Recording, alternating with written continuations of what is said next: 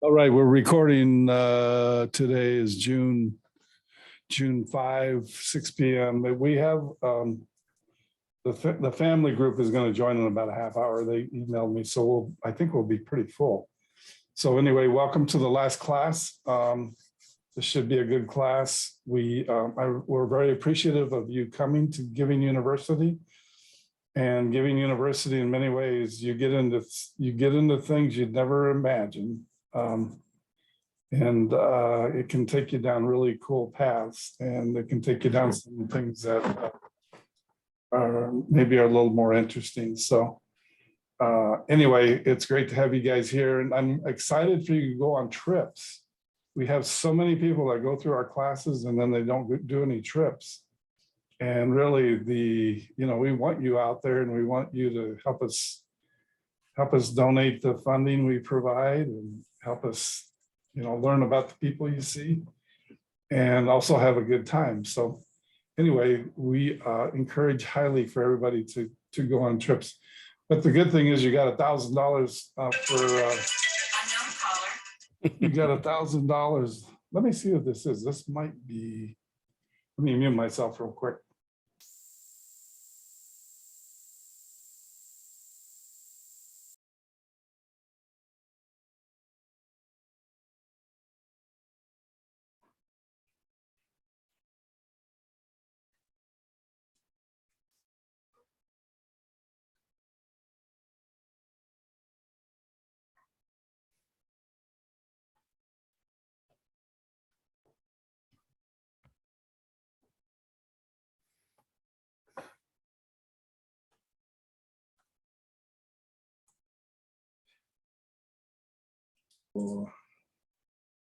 Go. So Veronica, who do you want to start with on the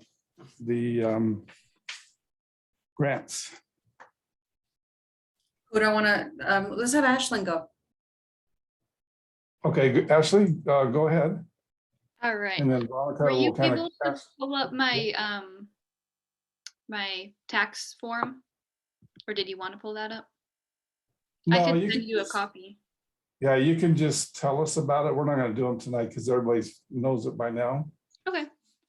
All right. So I actually learned about this organization just by searching up nonprofit organizations in the area, because I wasn't sure what direction I wanted to go when starting this project.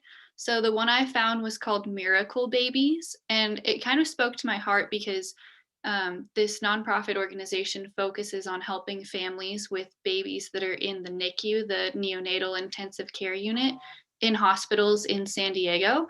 And I myself, like Veronica mentioned earlier, I was a triplet. So with multiples, it's very common for babies to be born prematurely. So my brothers and I were born 2 months early, and we were in the NICU for 2 or 3 months when we were first born. And my parents lived an hour away from the hospital, and they weren't allowed to, they didn't have a place to stay there for very long. So they had to find transportation to and from. So they were fortunate enough to be able to take time off of work and have a car and stuff like that. But people aren't always that fortunate. So Miracle Babies is an organization that focuses on getting transportation so that parents can be with their babies in the NICU in hospitals in Orange County and San Diego. So their number one thing that they go through is transportation, but they also get information out for families by care bags. So they give these families care bags. They'll walk around the hospital, give them information about how to get this transportation, and they'll have like toiletries and snacks and things to pass the time for these families as well. And they create support groups in the hospital because it's such a traumatic time for these new parents that are struggling with having their babies in the NICU, and they don't know if they're going to survive or not. So they kind of create that support in many different ways. So they focus on diaper distributions. They were founded in 2009 by a doctor who was actually inspired by his own wife's high-risk pregnancy. So he kind of knows the ins and outs of the support needed on the medical side, while his wife was there and she can kind of support on the emotional side as well. And the reason why it's really important to have parents in the NICU close with their babies is because there's been some medical research as far as what's called kangaroo care. So if parents are able to have skin-to-skin contact with their newborn infants, then there's a higher rate of survival.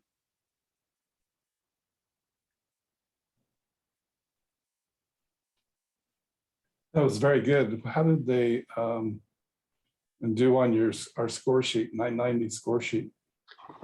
So they got a 17. So they got 3s across the board, except for on the second to last column. Don't know if you could see this here. Probably not. But, Very and good. so far, they've sent out 2,500 care packages, and 1 million diapers have been distributed, and they've helped 8,000 families in the San Diego Orange County area. Wow. Oh, sweet. Mhm. Very good. And you just found it by searching online? Yeah, so I knew I wanted to go the medical route because that's what my goal and my career path is going towards, but I wasn't sure how I could help out or what nonprofit organizations existed in the medical realm. So when I found this one, which helped babies in the NICU, it really spoke to home because my mom always told us about she always called us her miracle babies and told us about our experience in the hospital.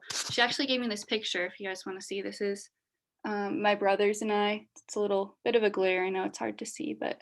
Oh, yeah. You're way better looking than your brothers, just so you know. That's what I tell them every day. Yeah, exactly. Keep smacking them down a little bit. Yeah, so we had a very difficult time. Our parents weren't sure if we were going to make it, so it was a huge struggle for them. So hearing about that story from them really opens up my heart to what these families are probably going to, not being sure if their new babies are going to survive or not. Wow. How long were you in the hospital? Or do you So we know? were born November 18th, and I was the first of the 3 of us that got to go home, and I went home at the end of January. So, Oh. Yeah. Wow. Mhm. Yeah. You're going to like one of the videos I shared tonight, just so you know. Can't wait. Any questions from anybody? Very good job. Have you been able to go over there? Are you thinking about going over there? I definitely want to. I haven't had the opportunity to yet. They put the dates on their website. They go on a monthly basis.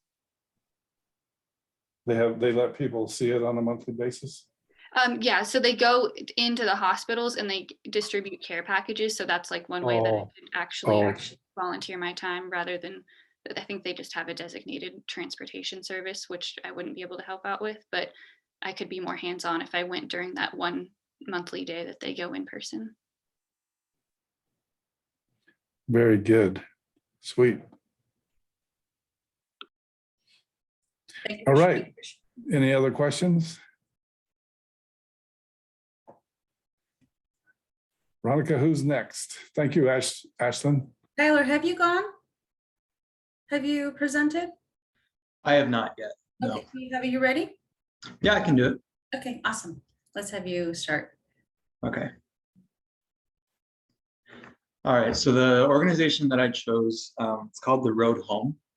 And similar to Ashlyn, I didn't know about this organization before I started the class, but I discovered it through just searching up nonprofit organizations.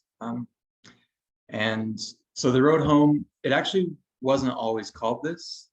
It's quite an old organization. It used to be called the Travelers Aid Society here in Utah. And it was established back in 1923. So it has a very long history. And it started out as helping like stranded travelers who were just passing through Utah. And then as the needs kind of evolved in the communities, as it became more urban, a lot more people started to stay here. They dedicated themselves to homelessness and trying to help people get out of homelessness, whether through their own fault or through some other reason, like family dispute or abuse or anything like that. And so basically what they do is they find people who are currently homeless and they immediately bring them into housing. And usually the housing is temporary, just as kind of a way to get them off the street, give them a comfortable place where they can feel like it's a good fresh start for them. And then they assign a case manager to everybody and they basically go through their history of why they're homeless, where they lived before, what jobs they've had, if they're currently working, what their employment opportunities look like. And then if they're missing anything like government IDs, like passport or social security card, or even birth certificates, they go through the process of helping them obtain those things, which will help them get back into the job market. And then a big thing that they do also is they have a clinic established for people who have like needs for counseling, or if there's like young children that are, if it's a family with young children, then the clinic is there to be kind of a support health-wise if anybody is struggling with health. Another thing they have, so that's the temporary side of things. They actually have permanent housing as well for those who have like chronic mental illnesses that make them unable to work, or that just limit their abilities to provide for themselves. And so they have permanent housing, and for everybody, they kind of start out subsidizing their rent. So they help with rent until the person is able to get back on their feet and pay for it themselves. And so it's just kind of one of those processes of get them into a house, get them into an apartment complex, help them find a job, help them start earning their own income, and then little by little wean them off of support so that they can become independent. And so the reason why I chose this one is they are very established, so they have a very organized system to go about it. And I've actually had a lot of conversations with people like my parents, coworkers, friends, and a lot of times we talk about when we see people on the side of the street who are homeless, begging for money or begging for any sort of help, what's the best way to go about helping them? And it's kind of like the whole, if you give them a fish, then they'll eat for a day, but if you teach them to fish, then they can eat for a lifetime. And so this organization really takes that into heart and says, we can't just keep giving these people money, or we can't just leave them on their own, because they need help. They can't do it on their own. And they do need somebody to give them that help up first before they can become independent. And so they've taken it upon themselves to be that support, to get people up off the streets, back onto their feet, and then independent going forward. I got a question. So how do they identify them? Is it through churches, through the city? Yeah. Okay. A lot of times it's through, like, it can be like police force. They work very closely with like law enforcement and with local government. They also do work with churches. They also, if there's anybody who, like if you have a friend that you know is just recently homeless or experiencing trouble with housing, like if they're having to live with someone else, then you can actually contact them and say, hey, I know this family that needs help, or I know this person that needs to get into housing on their own and then work their way to be independent. So it's basically, they do kind of search for people to help with homelessness, but then they also rely a lot on other people to tell them who needs help, and then they step in to give that help. Nice. What did they score? I believe it was a 17. So they got 3s on everything except for the government contributions. They do rely quite a bit on government grants. It's about 61 or 62% of their total.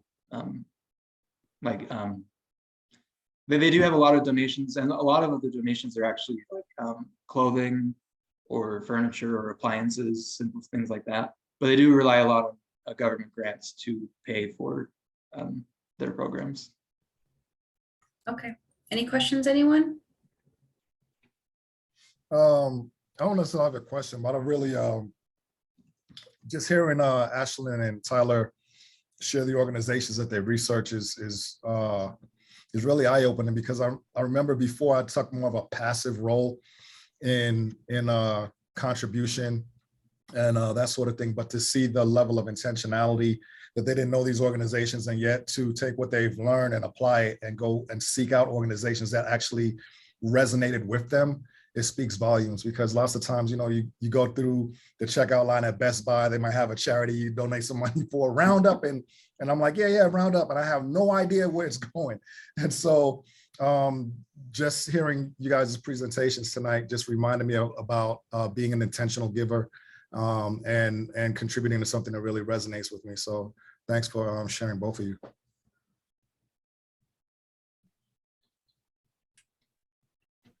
That's a good point. especially when you can connect somehow, what we're learning, and it's like, how you can contribute. Ashlyn says she wants to donate her time at that charity, so it's good. Okay, so I think, thank you for sharing, Tyler. So it looks like Christian, you're next. Did you present last week? I don't have notes here that you did. Okay. I did not. Okay, let's have you go next. All right, cool. Can everyone hear me all right? Just like give a thumbs up. I don't want anyone to miss this. It's gonna be one and done. Okay, cool. So I'm really excited about the organization that I chose. It's a nonprofit. I was not I didn't know about it until I joined this class and I started researching similar nonprofit organizations, and I chose to go for a nonprofit in Utah just because that's where I spend the majority of my time throughout the year. I kind of live in a lot of different places recently, so I wasn't really sure where to go, but I'm going with Utah. So my organization is called Centro de la Familia de Utah, or in gringo terms, it's Centro de la Familia de Utah. And basically, what that means is it's the center of the family, and it's a very family-centered nonprofit. Let me just talk about its history real quick. So, Centro de la Familia de Utah, it was really founded in 1975, but back then it was known as the Institute of Human Resource Development. And since then, its vision and its purpose, they've shifted. Now it's a lot more family-centered, and its current vision is, quote, to create educated, self-sustained, and empowered families, and strengthening communities. And so basically, Centro de la Familia de Utah, its goal is to be a landing pad for specifically Latino and Hispanic communities, and for those refugees and immigrants who find themselves kind of displaced from their countries and in Utah, in a foreign land. And obviously that's kind of hard to adapt when you're kind of an individual. It's even harder when you're you have a whole family with you, with little kids and lots of things to manage. And so I guess Centro de la Familia serves as this segue from their previous life to this new life. And they provide a ton of different services. They have lots of different programs. Just a few of them that I really like. They have 3 areas of impact. One of them is called, it's parent engagement. Another one is services to underserviced communities. So that's they provide food and things like that, and education. And then finally, there's professional development. So to be a little more specific, one really cool thing that Centro de la Familia does for people is when a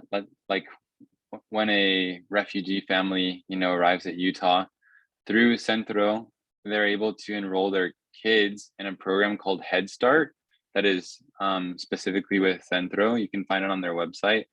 Basically, this program is kind of like a booster to get their kids ready for public school, because it's really hard to go into a public school when you don't even speak English. So Head Start basically helps little kids from 5 to 8 gain English and Spanish literacy at the same time, so they can become bilingual, and that closes the school readiness gap is what it's called. Some of the services that they give are it's free for the children who qualify, right? They have bilingual classrooms. Their teachers are all fluent in both English and Spanish. They provide breakfast and lunch every day to each kid that's enrolled. So that's a huge weight off of the parents. They don't have to feed their kids. And there's transportation services. They even have counselors and psychologists in their respective languages. So it's huge. I mean, just giving these kids, these displaced kids in a new country, kind of a head start and taking a lot of the weight off their parents. So it's so great. Another thing that they do that I really love, they have a program called Dia de la Niña, and Dia del Niño. Basically, I don't really think the name really reflects very well what they do, but Centro tries to connect parents and children in their education, where a lot of times the parents are so busy, trying to make a living or get settled, that their children's education doesn't really come first. Centro de la Familia actually has a 6-month course. It's a curriculum that's specifically designed to help the parents be very involved in their children's education, and vice versa, because the parents are learning too. And I think it's so cool. It's almost like when you had parent teacher conferences in elementary school, it's like that, but just a little more intense, and it's in their home instead of at the school. So it's easier for them to manage that too. So way cool. If they do a bunch of other things too, but those are the two that really called out to me. And you can check out they have a bunch of success stories and things on their website. Why did I choose this organization? Well, specifically, I chose it because I'm very passionate about those refugee and immigrant communities, because I really wasn't aware they even existed until I went and served a mission for my church in a foreign country. I served in Spain, which happens to be a first world country, kind of like the United States. And so it also has a lot of immigrants from countries like Venezuela, Colombia, Panama, Costa Rica, just a bunch in South and Central America, that they come there looking for a better life. And I don't think they really anticipate or fully understand how hard it is to make that transition. And they're speaking the same language in Spain.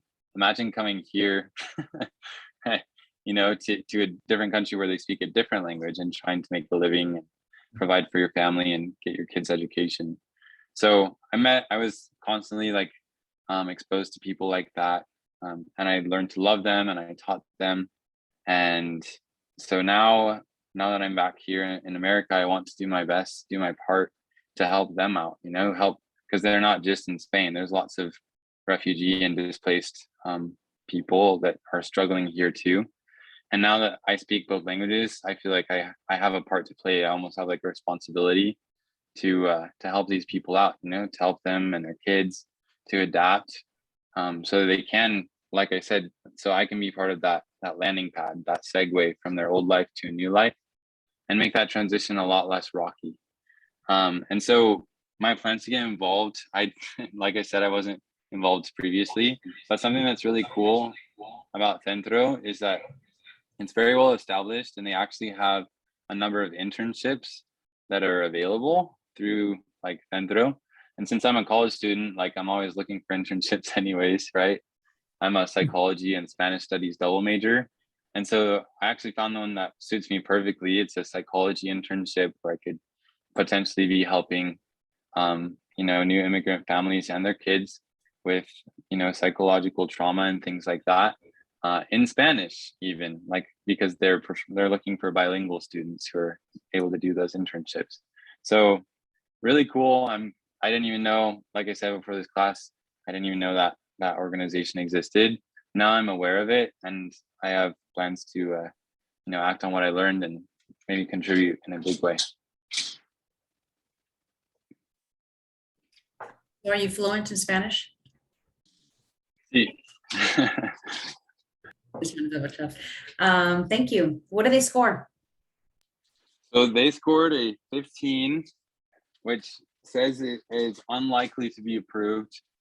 But the big reason that they didn't have a higher score is because almost over 90% of their funding is from the government. They're very, very much government funded. They only receive 5% of their donations from other sources, which means they don't have too many donors. But on top of that, they're I guess they had they scored a 2 on the management and overhead expenses thing. Part of me wonders if that might be because they're the Utah branch, I guess, is just one branch of a bigger, Centro de la Familia is a national organization, and De La Familia is just one branch for Utah. So I don't know how that kind of plays into the 990 scorecard. I was trying to find information on that, but I couldn't. But Send it into Beth. She'll double check your numbers. And if you're passionate about it, I mean, all you can do is submit it, have the board review it. If they, make an exception, they'll let you know if it's approved. If not, they might ask you to have Plan B, come up with another option. So just kind of keep that in mind. If they all right, Yeah. The other thing is maybe add a paragraph or two explaining why you think they're a good 15. In other words, say, I understand they're 15, but here's what I really like. See if you can gain some points and just how you share about it. The good news is you get credit for the class because what we score you on in the class is doing a good grant presentation and a good package. I'm sure that's all good. So if they turn you down, you can do your trip, you can do you'll do all your stuff. You just have to find another organization for the money.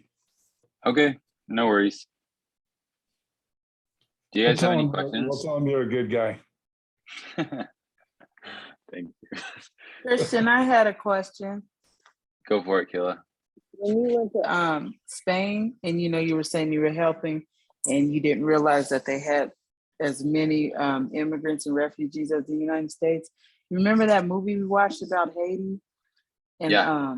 Okay. So looking back on it, do you see like the drastic differences in between, how things are handled there and how it's handled in Spain? What do you think about that?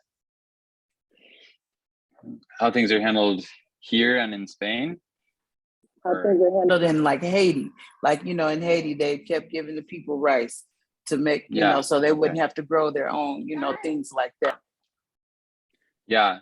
Well, they definitely don't really do that in Spain. I felt like they were underserved in Spain, to be honest. And it was kind of hard. A lot of what I did was serving those people because they just didn't really have too many resources. But something that kind of branching away from that, something that I really like about Centro is that they're not just throwing money or food at these families, they're really giving them the services that they need so that they can eventually become self-sufficient. And one of the success stories on their website is really cool. It's inspiring. It's about a mother from Mexico originally who moved with a few young daughters, and thanks to Centro, she was able to receive her GED and then go on to do professional school. And now she's decided to give back, and she actively volunteers for the same organization that helped her get, a job and get on her feet with that professional development. So, yeah. Does that answer your question? Yes, thank you. All right, thanks for sharing. Terry, did you already turn in your paperwork? I sent Beth another copy of that 990 just today. Okay, so we'll have. But yeah, I did the presentation last week. You did, okay, so we just don't have it logged in, so let me. Yeah. log in here. And it looks like DeMarco. Yes, I have mine ready to go with it. All right, let's have you go. Okay, well, the name of the organization is Johnson County's Children Advocacy. Johnson County Children's Advocacy Center. I don't know what's hard when you say it, but at first I was trying to look for something suited with kids as protection, who's been abused or been around abuse, stuff like that. And it seemed like every nonprofit I came up with didn't score on the 990, high enough. But this one apparently they did. They had all threes across the board, scored 18. And what they do is pretty much, like I said, the kids that's been abused emotionally, any other type of way, families as well, parents, they pretty much work with law enforcement agencies, district attorney office, and child protective service. So they get notified, they get a hold of the kid or the family or whatever, get them out of that, go represent them, help them with court and everything. And there's a lot of kids that come in with, physical abuse or mental abuse or whatever, and have, doing struggling in school, bad grades, and working with them, they help her turn their life around and makes things better. And so it was like the place that I chose is in Johnson County. That's the name of the group as well, which is about an hour away from Dallas, here in Texas. And I haven't been out there. I would love to, go out there and visit, take a look. But it seems like, they have different activities and things to where, help, like I said, turn the children's life around. There's a lot of kids, especially to me personally, when I see a kid that really can't protect themselves and need protection or born into a, situation where they didn't ask to be in, that really, bothers me, especially like right now with all the children that was, all these school shootings and bullies and stuff like that. So I was, when I found this organization, I said I really, wanted to know more about them, get more involved, with them. And like I said, they did score, they scored 18. So, it's ones that, meets the qualifications. And I spoke with one of the ladies there over the phone, and she was telling me about, how, it's so many ways of working with these kids to where every kid is different, trying to get some of them come in there, take them days before they even say anything, trying to, break that, to where they feel safe. And a lot of kids come in, all scared and everything. And by the time they go through everything with them, they don't want to leave. It's like they feel safe there. So. What did they score? You said 18? I think he froze up. I think you said 18. Personally, I love it. That's it. Sweet. What did Very they good. score? DeMarco, did they score 18? All three, it's 18. Yes. Okay. And when I saw that they had like the working with law enforcement and all that, I was thinking they were going to have a lot of government funding and everything, but no. Okay. Awesome. Any questions? Hey, DeMarco, after you saw the ones that weren't scoring very high, did you think our scoring system is fair? It is, but it's with different things. Some of them didn't have, the 990s for last year. Then there was some that only been there for maybe like established with less than 2 years. And then there was some that had a lot of government funded. So all of them were different scenarios, but it didn't qualify. So.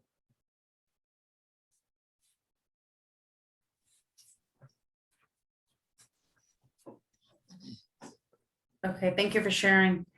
I'm trying to see down this list. It looks like everyone already presented. Who has the? I think Kayla said she had one. Yes, this is Calais. I do have one. I have not presented. Oh, okay. What is the name of it? Cross purpose. Okay, yeah, we don't have it logged in. Did you turn your paperwork over to Beth? I did not. I'll send that out to her. Can I send it by tomorrow morning, or by tomorrow? Yeah, no problem. Let me just, you said cross purpose? Yes. Okay, let's have you go. So Cross Purpose is an organization that was founded, I believe, 10 years ago. Their primary purpose for the organization is to help people who are if you're on any type of government assistance, for example, they will allow you to come in and get career development for free, and they actually pay you to come. And then in addition to that, once you graduate, their goal is to help you get a job making $20 or more an hour. So kind of their target audience is, if you will, anyone who is in the lower or lower income class. And then what they do is they have two parts of their program. The first one is the allies or the leaders, where they come in and they go through that first portion of the program. And the second level, if you will, of that is once they've gotten on their feet, they've gotten, their finances begin to change. Then they have, for those who want to create a business or nonprofit, they have an organization called, or a program called Change Agency. And actually, Kwame and I volunteered in that particular program this last year and graduated I think 5 students from there who got a chance to pitch their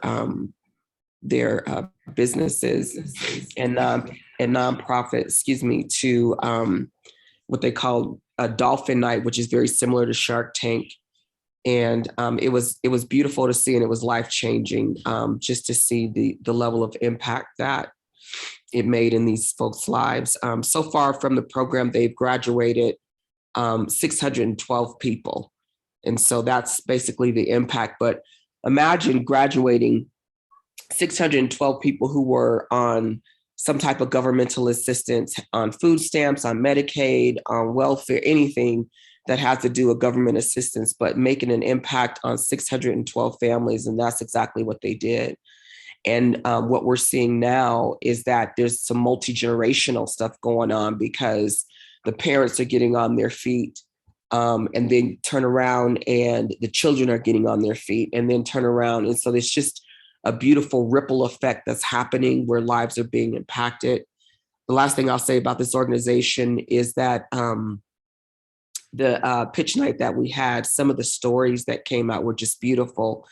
One of the testimonials that came out from one of the previous classes was a gentleman who basically was on meth, was strung out on meth for a number of years, and actually turned his life around, went through this program, got on his feet. And now he currently has an organization that helps people who are struggling with substance abuse get help through the arts. And so he's gotten grants from the government. He's been on the news. There's just so many beautiful things that have come out of just that one person's life that has been changed. And so those are the kind of testimonials that we're hearing from that. And that's the kind of impact that Cross Purpose is making. They scored 16 was the score that I got. And that's it. Okay. 16, it looks like it might get approved, but go ahead and send your paperwork over to Beth, have her review it. Okay. The board wants you to select another one, just keep it on the back burner as far as until you get direction from the board. Okay, we'll do. Thank you. You're saying, it's breaking cycles, and that's a big impact on people's, families, generations, breaking that curse. Absolutely. Yeah, that's awesome. On the meth nonprofit, how old is that nonprofit? I think Darren's nonprofit is 3 years old. Okay. Do they qualify, or do you know? You know what? That's a good question, Dan. I did not actually do the scoring system on them. I did it on Cross Purpose and a couple of other organizations, but you know what? I'm going to do that. I'm going to take a look and see if they qualify. Okay, because it might be a good backup. But yeah, anyway, super duper. Just so most of you know, I think we've had 30 students or 30 Cross Purpose GU students. So we are pretty engaged with them and really believe in what they're doing. They're doing a great job.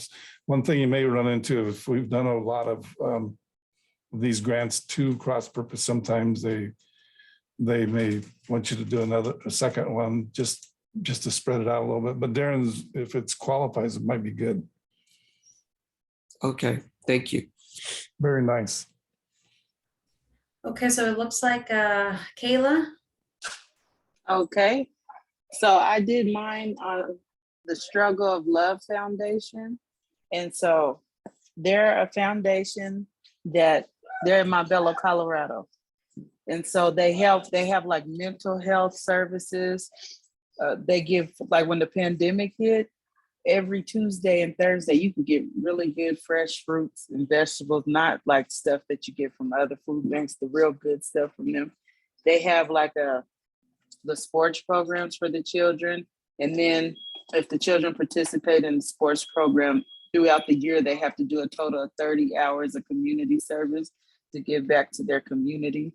So they do a lot of different things like that. The most recent thing they did Friday night, they did like it's part of the Nuggets night moves thing. So it's like for teens to stay out of trouble. And I didn't realize it was for everyone, or I would have went, but it was a really nice turnout. They had all kind of different things for the teenagers in Montbello and Green Valley Ranch area to participate in. And they've been very successful. What drawn me to them was one of my best friends, her neighbor's daughter was murdered. And so we did a safe haven over there. And it was, you had we had the councilwoman, we had a whole bunch of other people. And so everybody was just coming up with temporary, they didn't have concrete assistance. And so Struggle of Love stepped up to the plate and was like, look, either y'all gonna, help these children or not, because we have too much gun violence in our neighborhood. So they didn't have grief counselors that went to the school. That was an issue that we were facing. So they stepped up and were able to get grief counselors. They stepped up and were able to get everything that you see people get, like the other schools get when, something tragic happens, or if they have a school shooting and all of that. Our schools don't get that. So they stepped up to the plate and they were able to provide that. And so that really, I was like, I appreciate that, because we need that. And so my mom has done work with them. I've done work with them in the past. They scored a 16 because they do get a lot of government funding, but they are an organization I believe in. I can attest to the work that they do in the community because I've been a beneficiary of it, and I know people who have.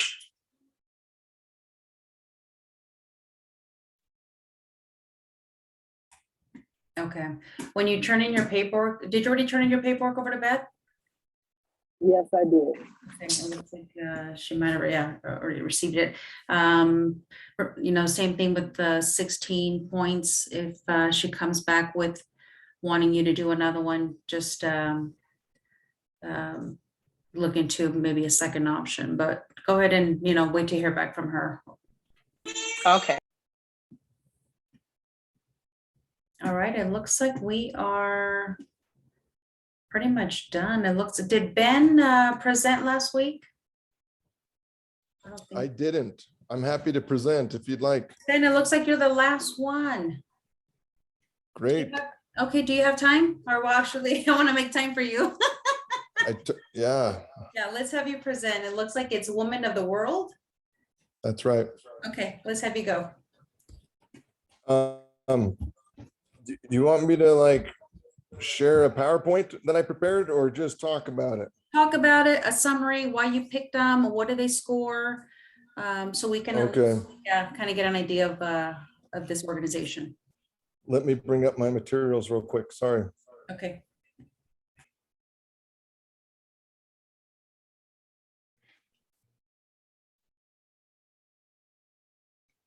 And Beth or Ben, if you send me the PowerPoint, we'll distribute it to the group.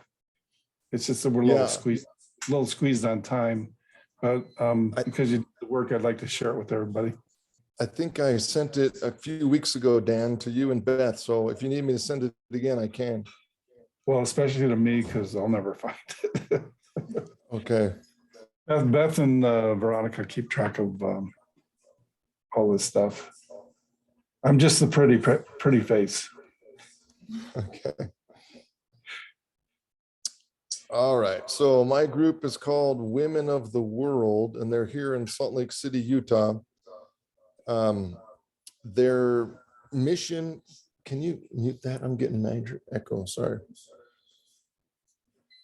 Their mission is this: empowering women from all nations to achieve independence, economic success, and a voice in the community. And they kind of have three major foci, if you will, or focuses, and one is called customized service and advocacy. And this is a group that really is trying to target refugee women here in Utah from all over the world. And so this customized service and advocacy program that they have, they're trying to make sure that these displaced women have a fighting chance in society when in their new home. And so they help them learn about health insurance and other kinds of insurance, other types of services that are in the United States that they qualify for, and then the other kinds of services that to help offset any kind of expenses that they need to meet in their new lives here in the United States. They also have an emphasis on community building. They characterize themselves as like the third place after home and work for the women that they serve. It'd be in a safe place for them, an environment where they learn English. That's a big part of their program. They teach English classes, and they have this kind of flexible approach where they encourage people to try even though they make mistakes, and it's just a really kind of growth mindset type of atmosphere. And then finally, the third emphasis is economic empowerment. And they work closely with these displaced women to make sure that they're progressing in the workplace, getting promoted into their careers, educating themselves and their children. So it's really tied to with the focus of trying to directly improve revenue in these women's lives so they can be self-sufficient and self-reliant in their new community. So they have a pretty decent website. Their primary, I think they do one big fundraiser a year, and they call it their fashion show.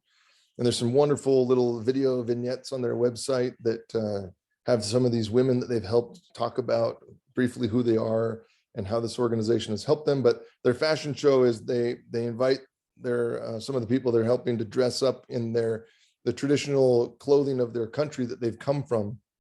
And then they kind of do a runway type of thing, and they have a nice dinner, and people donate that way. But some of the stories of the impact that they're having are really impressive.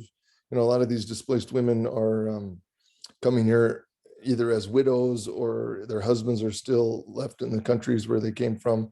And I just really appreciate the focus on women. I believe that women are a tremendous foundation to society, and as mothers and just as women in society. So it's nice to see. The woman that started this was an immigrant herself, or a refugee herself. But on their website, they have a really nice infographic that shows the impact that they've had. They have an annual report from 2021, and they have a kind of an at-glance infographic. And I'm just going to read you a couple of things.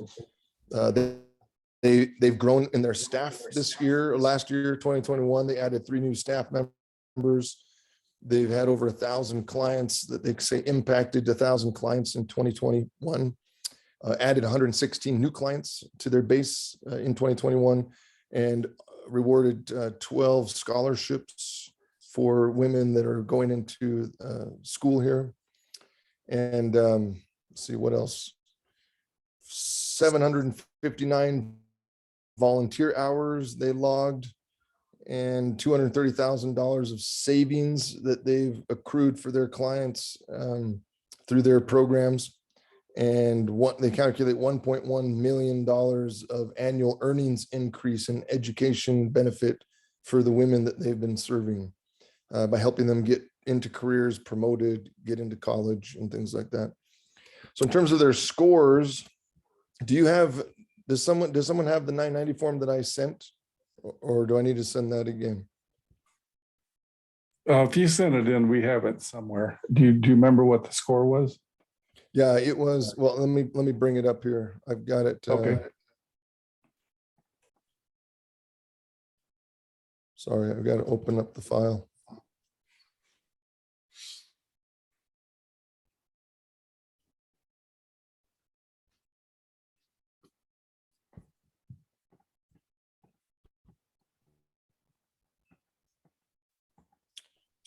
They scored an 18. Sounds like they were perfect. And let's see, so Dan, you don't have that, or do you need me to send it again? No, if you want to send me, the PowerPoint, I'll shoot that out to the group, Okay. to our class here. Yeah, You know, I won't send them everything else. I'll just send them the PowerPoint that you put together. okay. The PowerPoint is for my, there's a slide, a couple slides for each one of the things that my family did. So mine's a part of it. Okay, well, that'd be great. Yeah. Fun to see them all. What kind of, so what else do you need me to talk about? And yeah, like, you want me to give you actual numbers from the analysis form, or I gotta get this? We're so kind you of can- bypassing the tax return info tonight, just going with the score. We were Okay. heavy into the tax forms, so everybody would get it just in the first place. So, Yeah, alrighty. I'm sorry. You want me to summarize any of that, or you're good? Do you want me to say anything more? Or? Any questions from anybody? I think we're good.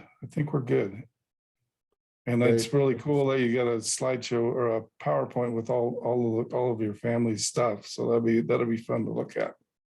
Okay, I'm sending it over.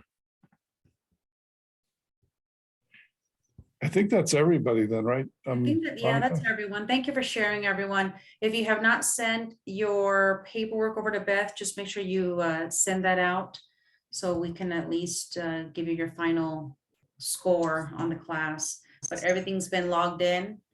And thank you for talking, about each organization. All right, Dan, go ahead and take over.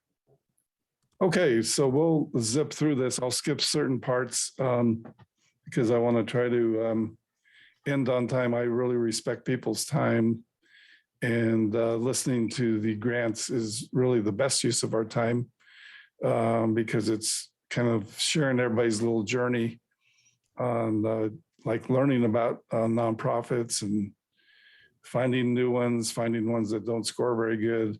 And hopefully the criteria we put together for you helps you understand, a little bit more about what's going on with nonprofits. We'll talk a little bit about just different things, why people give. And then we'll talk a little bit about the GU trips.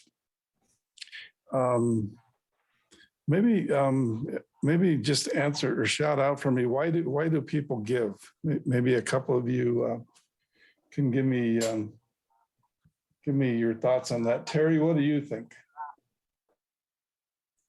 I think most people are open-hearted and have a feeling for helping the underprivileged. So I think people don't do it for profit. They do it for the goodness of other people. They try to help. Elena, how are you doing tonight, by the way? I'm doing good. How are you? Doing good, thank you. Why do you think people give? Well, I think people give like Terry said, because they have a big heart and they just want those people to get better and have what they have. Okay, sweet. Anybody else have any thoughts? And when you look at why people give, and I know that you guys have thoughts, you're just being a little quiet. For each reason that you're given or you think of, does the reason satisfy our definition of generosity? And does the reason lead for someone else to give more? I think that's, a key question is, are you helping other people become more generous in how you live and how you maybe share with them? So generosity that leads to more giving. It wants to help specific people, like you guys were saying. It wants to support a specific cause. Like there was a lot of presentations that were to help women that had different needs and were struggling, wanting to make the world a better place. That's kind of like the younger generation. That's their thing. the thing I find is, to be really honest, is a lot of them just say that you're wanting to give back from abundance, especially as you for retirees, they have the most money they'll ever have, and they have the most time. And a lot of times they don't do anything, but that's when they could do it. Wanting to please God. There's a lot of people on faith journeys, and they are obeying the scriptures they use or whatever they use in their journey and they want to please the God. Wanting to be good stewards as an act of worship. That's a little bit of that faith journey. Here's some generosity that may not lead to more giving. Giving out of a sense of obedience. That would be, a lot of times kids are told to tithe when they're young, and to give, $10 to the offering or something like that. So that would be mostly doing it because your parents told you to do it. Giving because it's a tradition or habit. It's sometimes maybe you have a checking account set up with auto pay, and so it's just on auto pay, and maybe it's just a habit. Giving because you want to participate in an event, a golf tournament or other event. You want to go have fun with your friends. Giving because you can see the benefits outweigh the costs. In other words, you see something there maybe makes you feel good, and that feel good feeling is worth more than what it costs you to donate. Revising the definition, generosity, this is what we think. It's freely giving or sharing things we value for the benefit of others. And a lot of times we get into the thing of giving or sharing things we don't care about, or our seconds, or whatever, for the benefit of others. We help Mexico a lot because we're pretty close to Mexico. And so I always get people wanting to donate stuff, and I'm really picky about it. It's got to be primo quality, or it's got to be brand new, because I always tell people, make sure it's something that you would want, not that you're just handing out to somebody else. So here's some giving, and there's really, I'm kind of keen on two different words, giving and generosity. And we're trying to see if they're the same thing or they're not the same thing. So there's giving out of fear, which is not freely. Parents require it. Giving for the recognition, that happens a lot. I mean, there's people that you know of that are philanthropists, and I can't speak for their motives, but I think some of it might be for the recognition. Giving for the tax deduction. Like if there was no tax deduction, would the donation be the same amount? More than likely not. And another one I put down today, I was at church today, in the church that I go to,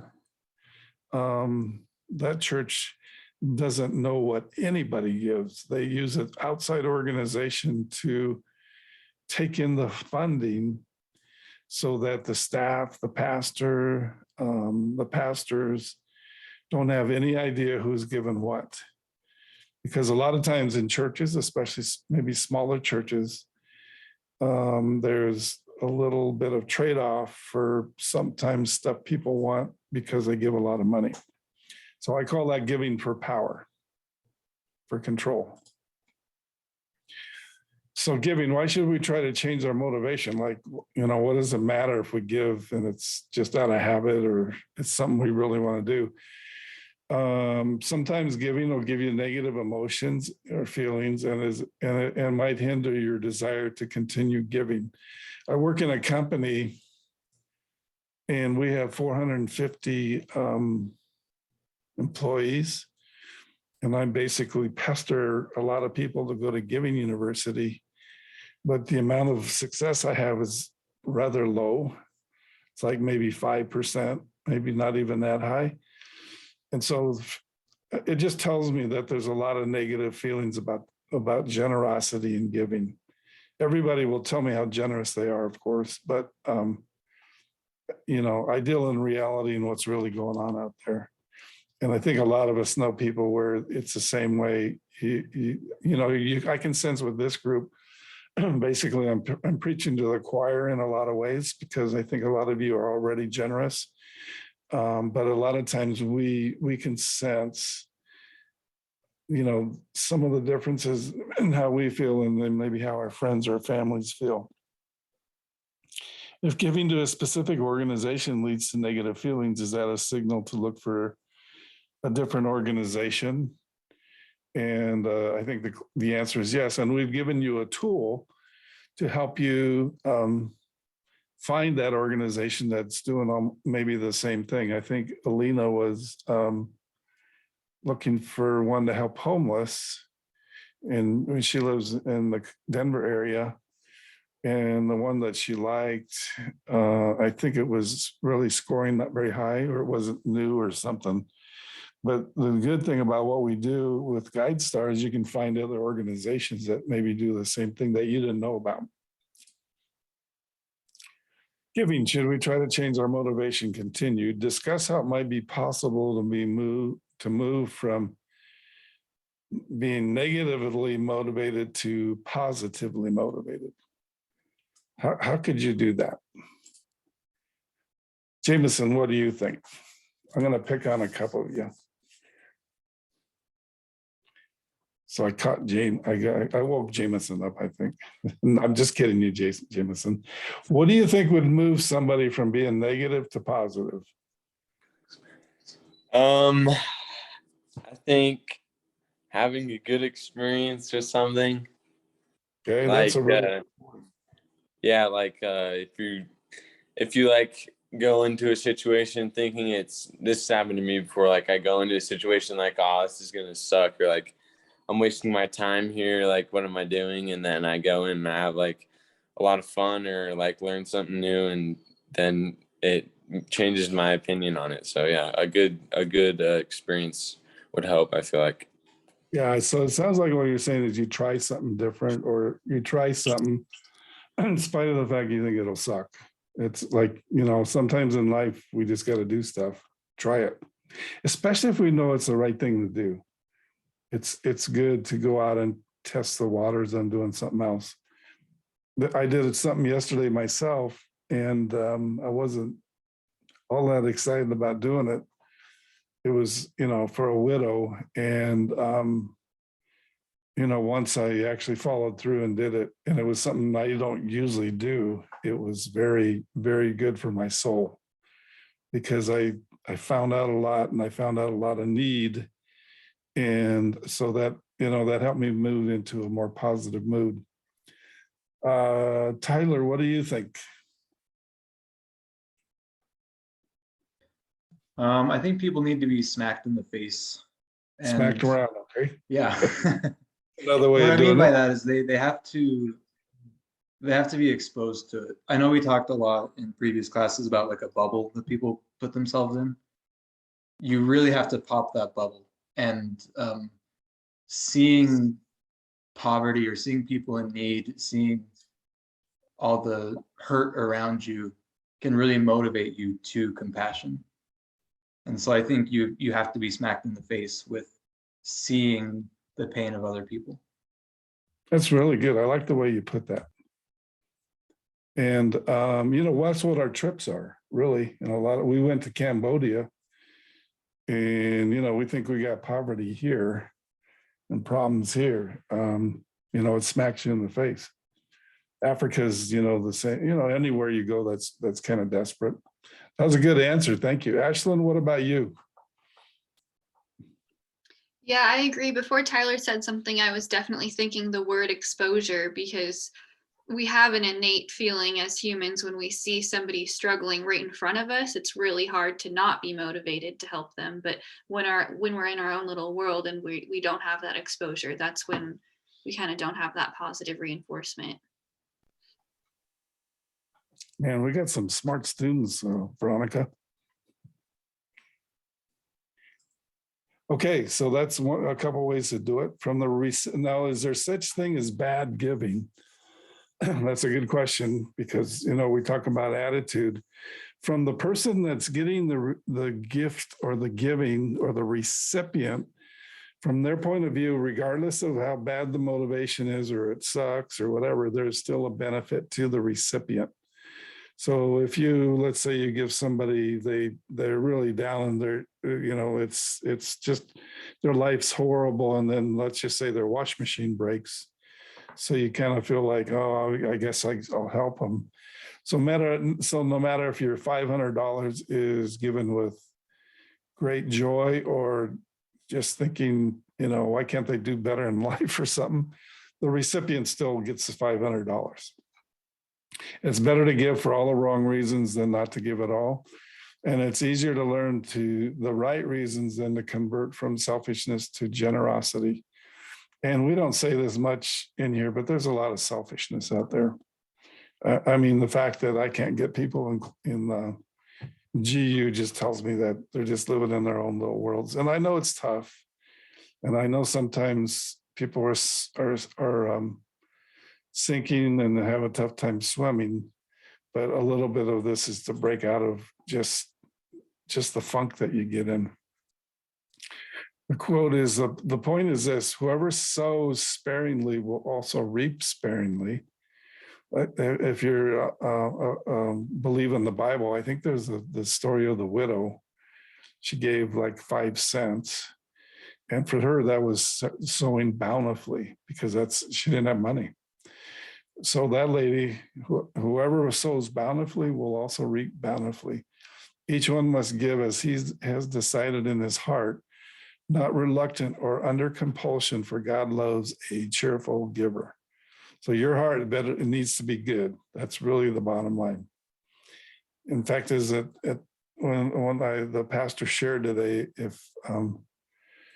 if you don't like what we're doing and you think you're giving a lot of money and we won't do this for you, we'll refund every dollar you gave us because we want cheerful givers. How many places in the Bible do you think God loves a cheerful giver? And it's pretty much just this one time. So let's think about this as another angle of generosity. Many believe that only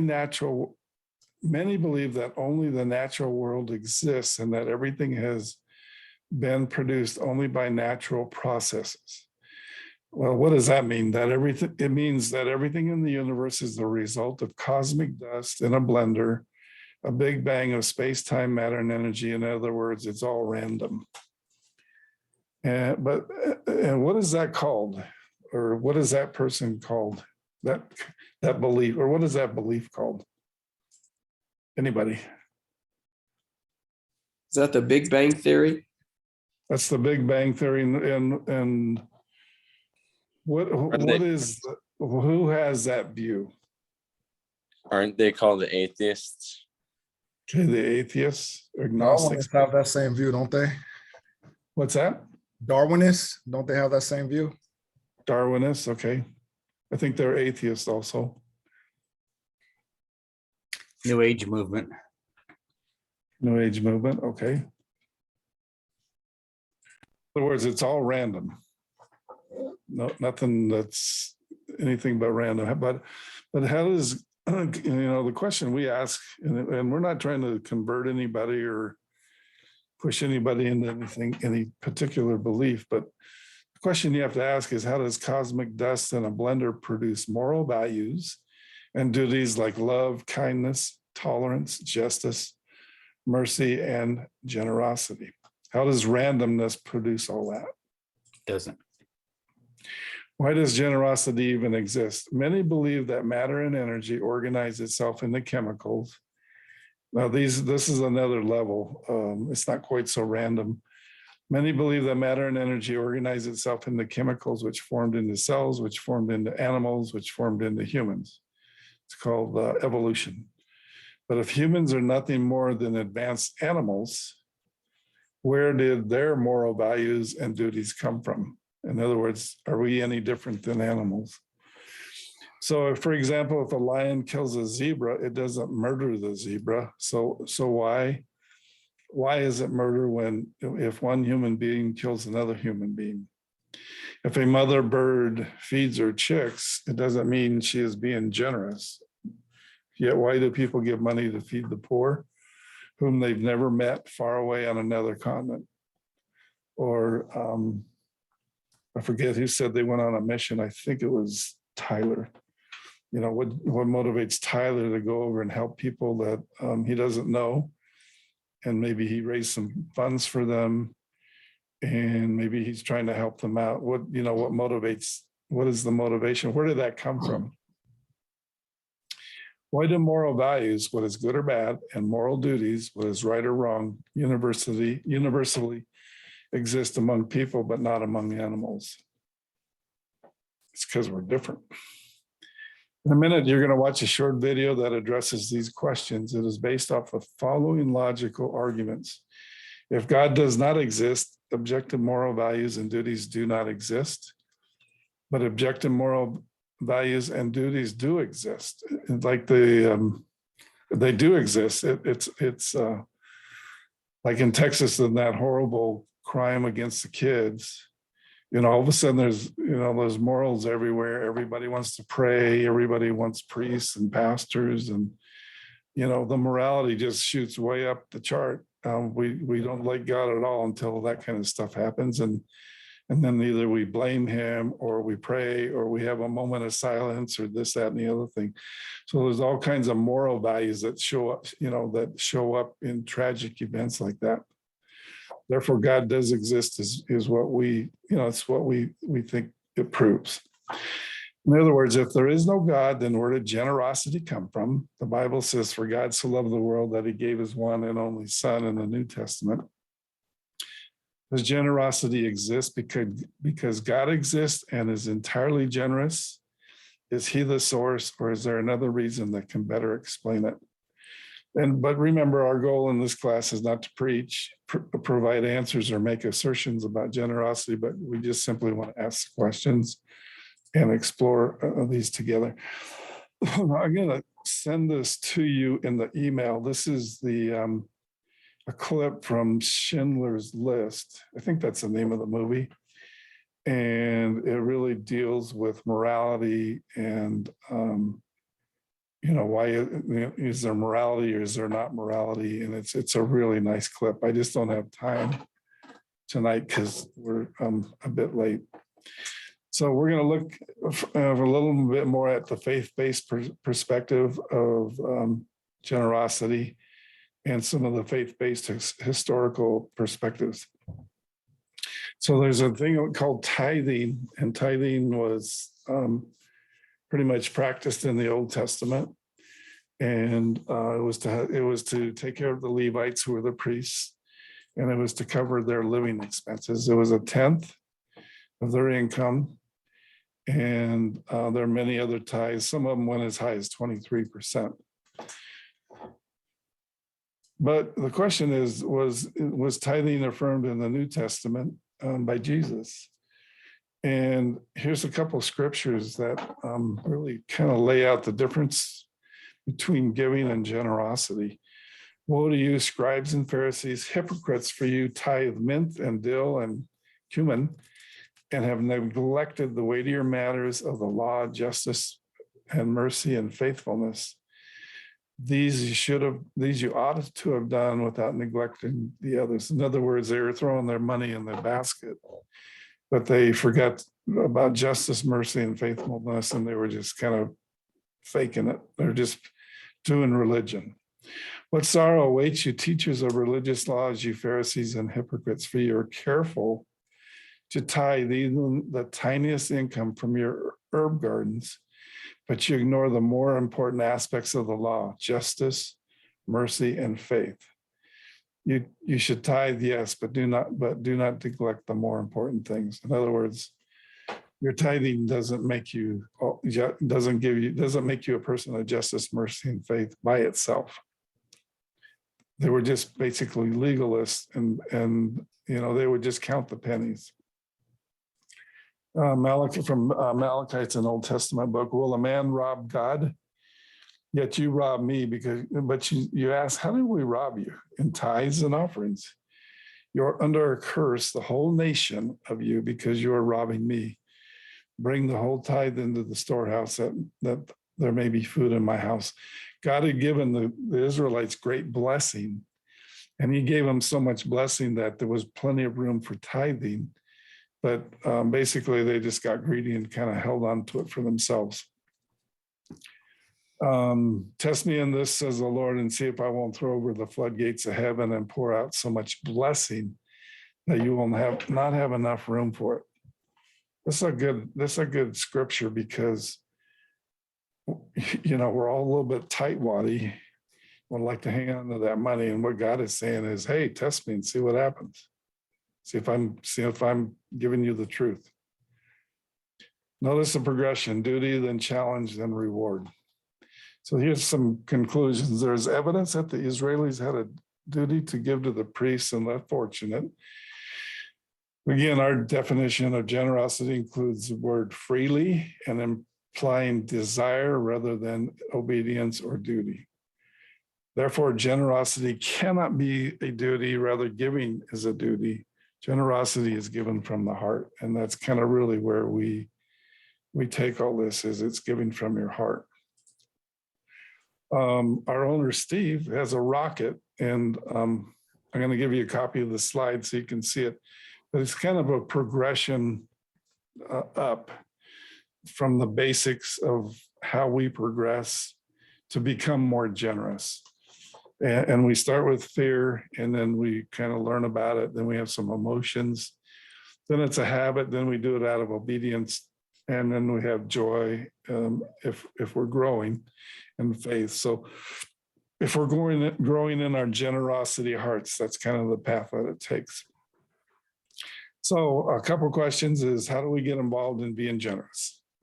We've kind of defined that a little bit through class, but here's some real small things. I always say start small, give some nonprofit a high five. And what you might want to do with these nonprofits that you gave $1,000 to is maybe get on their list and give them $5 a month yourself. I think I heard it. Did somebody have a question? I haven't stopped for questions. Is there any questions or comments?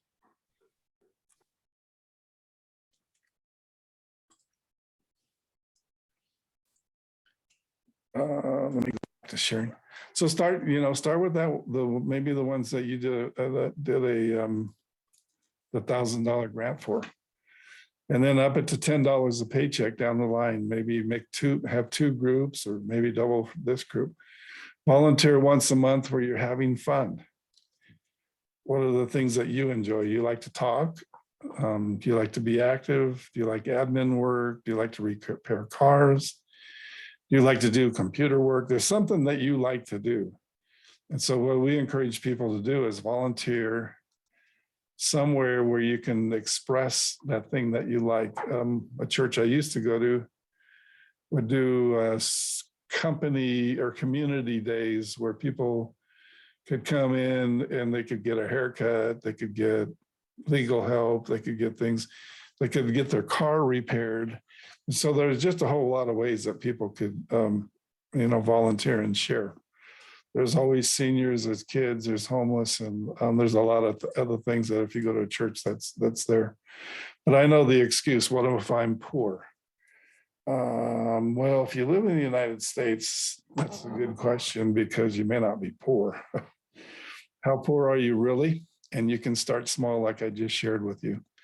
I'm going to show you a video right now that, here's my point. There's a lot of creative ways to be generous, because people get stuck in thinking things suck, or things are boring, or who wants to help the old people. There's all kinds of things.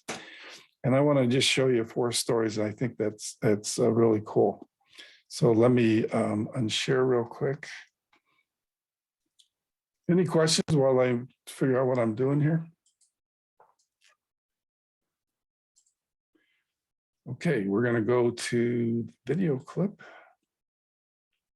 And I'll go here, share.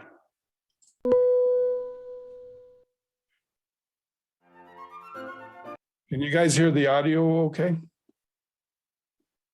Yep. Okay, cool. Yes.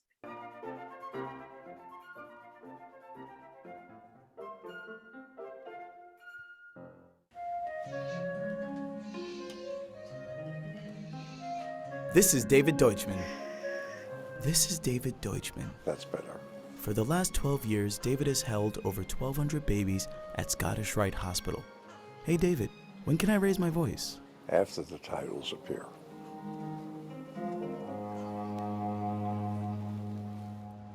At Children's Healthcare of Atlanta, you'll find David volunteering as a baby buddy, a person that spends time holding babies who are delivered prematurely or require special medical attention. When I first came to work for the hospital, they gave me a little baby to hold, and the child life person walked by and said, "Hey, you hold babies? I've got a job for you." And I just loved it. I became nicknamed by a few nurses as the baby whisperer. I'd be given a baby who was screaming, crying. You'd be amazed how quickly they can calm down. Because the babies stay in the hospital for a long period of time, most parents can't stick around, mainly because their maternity leave runs out or they have other kids at home. That's where David comes in. David has gone on to hold countless babies in the neonatal intensive care unit, providing not only companionship, but other medical benefits as well. Just ask Nurse Angie. We find that holding also can help mitigate some pain. So when our babies have heel sticks done and they're being held, they react so much better than when they're not held. David has done this for so long now. When he takes a baby into his arms, you can see the baby relax because David's so relaxed. So you feel the baby's in good hands. If you're a retiree, I would say to you, get off your butt and do something. Volunteer doing something. And there are a lot of different ways of doing it. It doesn't have to be in a children's hospital. I know it meant a lot to the moms and the dads too, but what it meant for me, I really feel that I'm the one who benefited.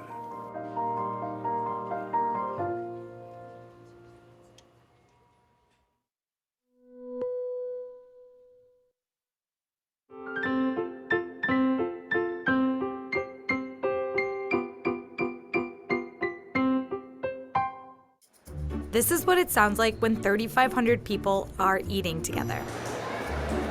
And another 3,500, and another. In total today, the Shirdi Sai Baba temple in Maharashtra, India will serve lunch to at least 40,000 people for free. And this happens every day, 365 days a year.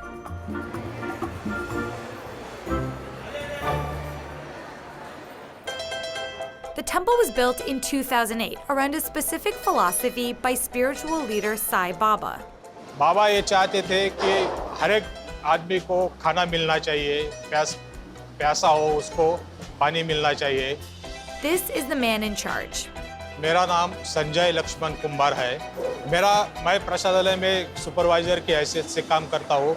He supervises the kitchen, or mega kitchen, as this is one of the largest in Asia. The day, it starts at 6:30 in the morning. एक shift में 300 लोग और दूसरे shift में 300. Total 600 लोग काम करते हैं प्रसादालय पूरे दिन में. प्रसादालय सुबह 10 बजे शुरू होता है, रात को 10 बजे बंद होता है. Some people are cooking vegetables, some clean utensils, some are responsible for the bread. You get it. Every day the meal is different, but the ratio is always the same. एक थाली में एक ग्रीन सब्जी और एक कड़धान्य की सब्जी, दाल, चपाती, rice, इतना देती सब.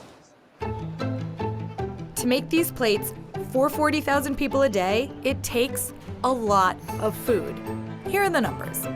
3.3 tons of bread, 2 tons of vegetables, nearly 1 ton of lentils, and half a ton of dessert. Now, to make all this food, the kitchen requires a lot of power.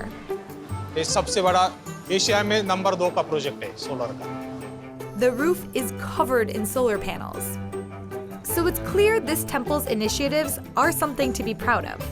सब संतुष्ट हो जाए, इसमें मुझे खुशी मिलती है और कुछ चाहिए।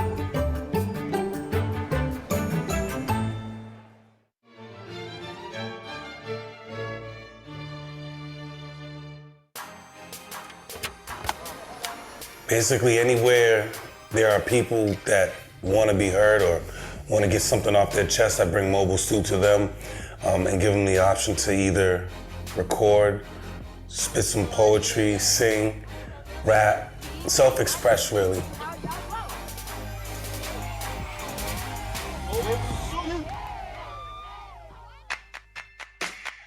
Mobile Stew is basically a recording studio that I started out of my car.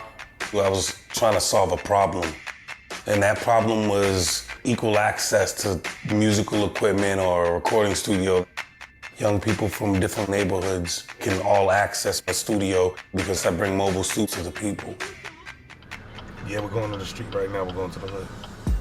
So when I get to the spot, I pull over, crack the trunk, get out all the equipment, hook up the microphone, the mic stand. Then they see me pull out the mix board and I start playing beats. Yo, where my cypher heads at? We about to get into this. Everyone starts to come over and wants to express themselves on the microphone.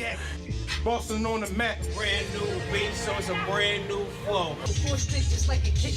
And at the same time that they're doing that, I'm recording it, so I give them a version of what they said. It's like an audible snapshot. So there was this young man that was murdered in Dorchester. There's a whole bunch of people that were like, they really wanted to get revenge. I drive through with Mobile Stew, and basically I'm giving them the option to express themselves. I kind of realized that Mobile Stew wasn't just as simple as I thought it was. It was de-escalating people. And so we're like, this is de-escalating. How could we use this to de-escalate a national crisis, which was cops killing kids, cops particularly killing young Black men. We had the opportunity at that same time to come together musically, which we used Mobile Stew to do. The important aspect of working with the officers and young people together, there's a different kind of a bond when you know someone, not just as an officer arresting them or having to see them when something bad happens. Right after all of that stuff started happening, I started getting calls from the Boston Public Schools. Walking into an elementary school is a little bit different because we're talking about a classroom that was supposed to be the worst class in the school at the time. You know, special needs, young people that have been through some serious trauma. And I found out that almost all the kids in there were musically inclined. They wanted to be a rapper or a singer or a poet.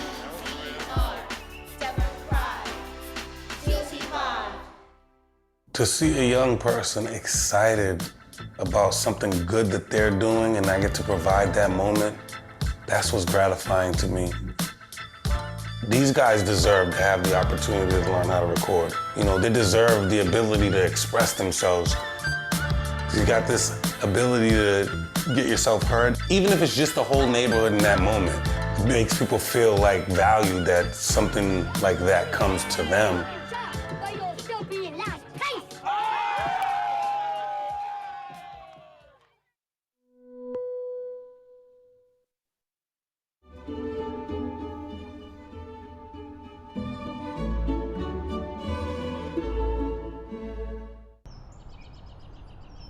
Home for me, first of all, is a peace of mind where you come home and you're always safe. That's what home means to me, especially for my children. Before I moved into this home 6 months ago, I was living in a shelter. To get my own home, it was just breathtaking, but there was nothing in it.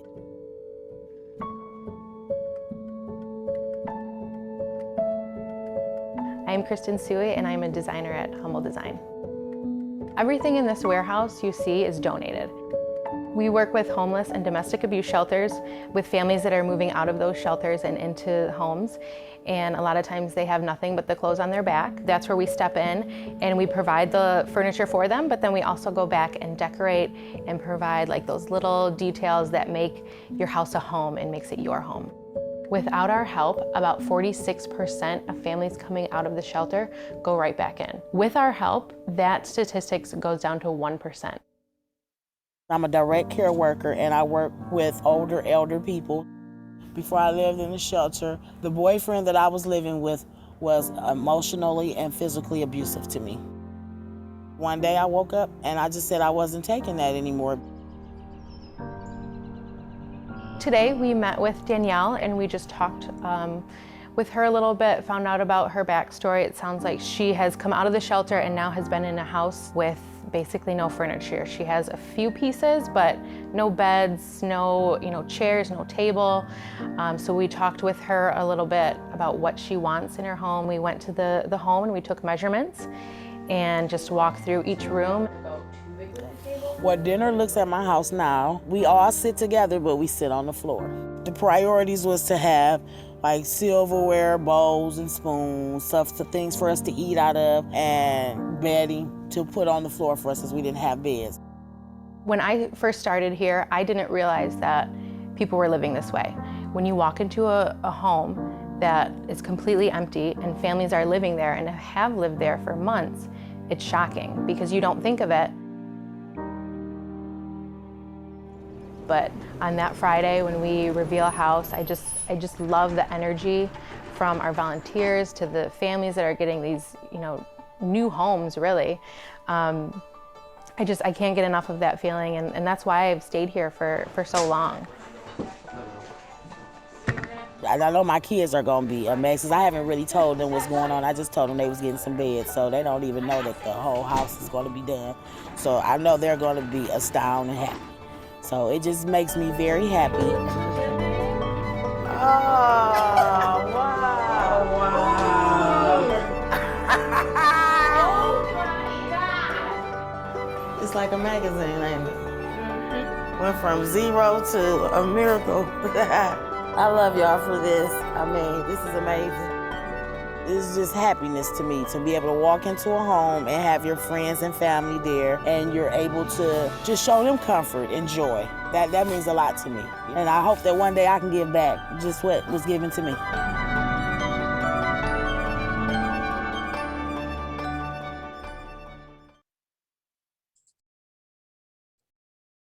So there you go. When you thought you knew everything about generosity, there's some cool stuff out there, right? Like the people feeding 40,000 in India. You know what I thought when I saw that today? I thought that'd be so cool if we had a GU trip, and that was one of our stops in India to go maybe work and do lunch at that place and just help out. Because sometimes we think we're really cool and we got it together and we're doing a lot and we're doing this and we're doing that, and then you see something like 40,000 people every day getting fed, you're going, whoa, I got a ways to go, folks. So anyway, I just thought you would really like that video because the thing I like is it shows the creativity that you can use to be generous.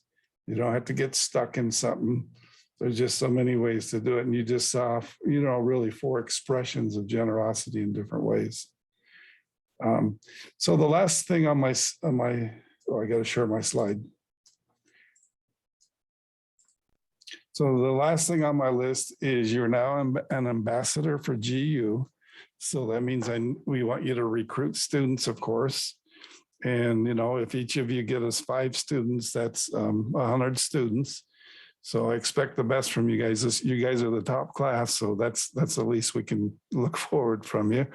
So you're now an alumni at GU. So many times I walk around in my business and these guys have gone through GU. And they go, well, what can we do for you, Dan? Or what trip is it? Or what's up? I said, you're GU. You're the alumni. You need to be the advocate. I'm an advocate, but you're the same. And so I think just make yourself an alumni of GU, and that's the best thing you can do. The trips are, I forgot we had this part, sorry. But I just love that video. It was so good. I just go, man, I got to show this tonight. The trips are created each year, and we usually create 6 to 12 trips. The way you get through class is you can only miss one class. You can make them up on the next class sessions, though, we're very good about that. Like if you made 4 out of 7 that we've had, you could do the other 3 in the next round. You guys all did an organizational review. It looks like they all were good as far as organizational review, and you watched Poverty Inc. We have 2 kinds of trips. We have service trips and we have full research trips. And when you go on the big trips, the big research trips, when you come back, you create a report, and that includes recommendation for funding for how those funds should be distributed. And honestly, we fund $50,000 to $100,000 on the trip. So we don't, it's not the biggest thing in the world, but it's pretty good size. Alumni qualify for a service and 2 trips, a service and a full trip. We pay for travel, lodging, and meals, which is exciting these days. Alumni can take additional trips, and they pay for travel and lodging. On service trips, you pay half. And we have a lot of alumni that have gone on multiple trips because they like what we're doing. This is a little more about what we pay for. We pay for the airfare, the lodging, the transportation in country, the meals, the visa, the hotel rooms. You pay for a few things, your passport, your shots. If we have a cultural day, you pay for that day because it's kind of you're on your own that day. And if we do any recreational activities, that's on you. The goal of the full trip is to observe one or more. Actually, it's 4 to 7 different nonprofits as they execute what they're supposed to do. You don't have to have any special skills. We'd love you to bring a friend or bring your family. We commonly have 3 to 4 from a same family on a lot of our trips. We're doing Mexico home build next Sunday, and there's 3 of my family going, and there's a couple of others that one has 4. We're building 2 homes. One family has 4 people, and so we encourage you to come with your friends or come with your family. Currently, the big trips that we have is Lebanon, Chile, Uganda, Cuba, and Nigeria. We have dates on the first 4 here. In Nigeria, we don't have a date on yet. And then we have service trips. We have one in Kentucky coming up. It's building 2 houses where they had the tornadoes in December. We have a trip in Red Bluff. That's kind of a study in homelessness and models of helping people. And in Mexico, we wanted to build 6 homes on this thing coming up, but we only got enough people for 4, which to me is a little embarrassing that we can't get 6, but we have 2 homes left over. We haven't booked any times yet. But once we get groups formed, then we'll build 2 more homes. And many others in the works, and alumni like you guys can propose a trip to the board. And a lot of times that happens. Congratulations, you are now completed. You're an alumni. If you can do us a big favor, go on Instagram and say how wonderful Veronica was as a teacher. We're Giving University on Instagram, and on Facebook, we're Giving University page. And we appreciate the comments. And we also keep a lot of information on there as far as what's going on. Okay, let's get out there and travel and improve the world. That's what we're up to. And that's the end of class. Now I'm 13 minutes late, so I did pretty good. So I always like to end on time. So it's exciting. Elena and Angel are going with me next week to Mexico. Super excited about that. That'll be so much fun. The video we just saw, it's a little bit like the last clip, not quite as big a house, but it's a little bit of the flavor of what we're doing in perspective. Monica, do you have any words of wisdom? You know, we're super excited that you guys took the class. We can't wait to see you out in the field. I don't know if Ben, Emmy gave you a rundown of her experience. She was a pleasure to work with. I went with her on when we went into the city. We got a chance to kind of pray for people, and yeah, so it was a good experience to have her on our team. Thank you. She really loved it, and she's here right now. She came up for the weekend, but I'll have to get her on camera to say hi. Yeah, just Where do we? Is there a website where we can see all the upcoming trips as we make plans? So as you guys are alumni, Beth will add you on to the new distribution list. So you'll get all communication, upcoming trips. It just was coming down the pipeline. So if you guys are interested in any trips, connect with Beth, put yourself on the list, because, you know, we have a selection, you know, of 12 to 15. Once those spots fill up, you're on a waiting list. So if people drop off, you kind of get moved up the list. So if there's an interest, put your name on the list now. Come say hi to.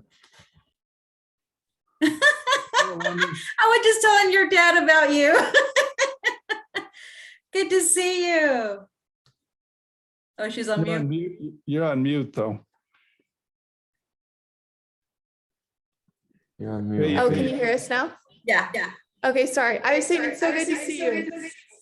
Yeah, I was telling your dad a little bit about when we went into the city, when we've got a chance to kind of pray for people, and it was just, you know, there's so much need out there. And so when you get, you know, when you come across the widows and just families that just need to be loved, and just a hug and just kind of encouragement. I mean, we're the ones who come more blessed than they do.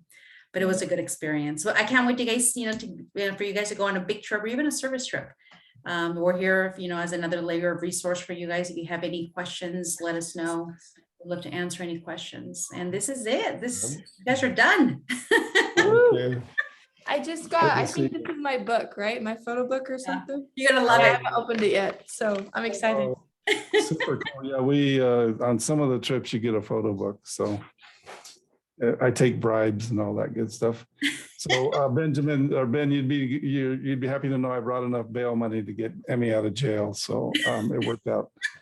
Thank you. She got to talk to us once while she was down there, and I thought she was going to stay down there and become a nun at the orphanage. She liked it so much. I know. All the other two kids, Gregory and what was her friend, Emily? Not Emily, I think it was. Yeah, they loved it. It was good. They had a lot of fun. Yeah. Listen, Christian, thank you for being in class. Ashlyn, thank you. Chelsea, thank you. Alina and Angel, we'll see you Sunday. I got you a little kit today, Alina, you know, a hammer and a tool thing and a measuring tape, because you're going to have to cover for your dad. You know, he doesn't know how to do this stuff. DeMarco, thank you. Tyler, thank you. Ben, thank you. Veronica, thank you. Mr. Bitcoin, thank you. Mr. Lincoln, thank you. And Macaulay, thank you. Kyla, thank you. Second Device, thank you. And Jameson, thank you. So stay in touch. Look on the Facebook page. Ask Beth to give you all, say, please give me info on the trips. The next one coming up is Kentucky. And Red Bluff is in November. Lebanon is pretty full. But what we're finding is if you get on the standby list, a lot of times you get in because we get more drops than I like to see. And so you can get on the standby list. The only rule we have that I didn't mention is if we book your airline flight and we wait we book at a reasonable spot. And the only thing we say is if we book you, you got to go unless you get a medical excuse. And if you cancel on us for the flight, we do back charge you, or, you know, we tell you got to pay us back. But that's because we're paying for you in the first place. So, all righty, you guys, thanks so much. And God bless you and be generous. And I'll send you an email with the clip I just played, because I think that's a really good clip, actually. And the other one that I didn't play, and I'll give you all the class notes. All right, thanks so much. There might be another class starting, because I know you guys are going to get me some more people. I was going to take a break in the summer, but I got somebody that's pretty excited about getting 15 people through. So if he's really serious, then I'll start up again July. Let me look at my After thing the here. 4th, after the holiday. Yeah, it'd be July 10th, Sunday night again. So if you kind of keep that in mind, if I get 15 people or 10 or 15 people, I'll probably do it. Because, I already have one for you. Who does? Ashlyn, I have one for you. My brother's really interested, so I'm going to give him the information. I can tell him to find the application on the website, right? Yeah, have him go on the website and have him email Beth that he wants to be in the 10th, July 10th class or whatever the first Sunday is after the 4th. Okay. Good job. You're already ahead of the rest of these slackers. 1-0 is a big prize, Ashlyn. You're in first place right now. Kwame, I want to see some people from you because, you know, you had a pretty good presentation. So You gotta step it up.